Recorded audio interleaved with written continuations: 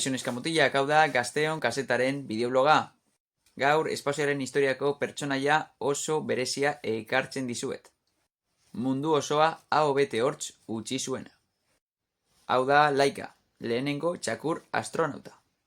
Pentsatu alduzu noizbait nola izan zen lehenengo izaki biziduna espaziora bidaltzea? Etzen gizakirik izan, txakur bat baizik. Baina nola iritsi zen Laika espaziora? Hori jakiteko 1957 joango gara. Sobietar Batasunak gerra hotzaren eta lehiaketa espazialaren eraginez, Laika aukeratu zuen espaziora bidaltzeko. Txakur honek Moskuko kaleetatik espaziora joan zen. Sputnik 2 izeneko satelite batean bidali zuten. Hau egin zen gizakiontzako bidaia prestatzeko, lehenengo animalekin egin zen. Laikaren misio hau lehenengoa izan zen izaki bizidun bat barruan izan da lurra orbitatu zuena.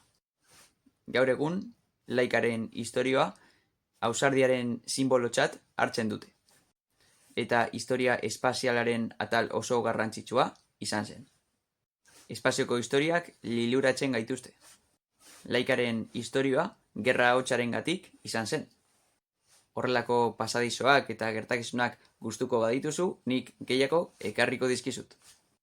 Beste bideo batean ikusi aldugu Yuri Gagarinen historia, zeintzuk diren eguzki sistemako planetak, hala NASA agentziak egindako errore guztiak.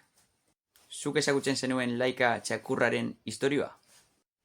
Hau izan da Gazteon kazetaren bideobloga. Eskerrik asko eta laster arte!